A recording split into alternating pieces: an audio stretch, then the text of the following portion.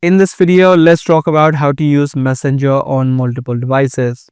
If you're currently using Messenger on your desktop and you're trying to use it on your phone as well, you can easily do that because Messenger does allow you to log in and use it on multiple devices simultaneously.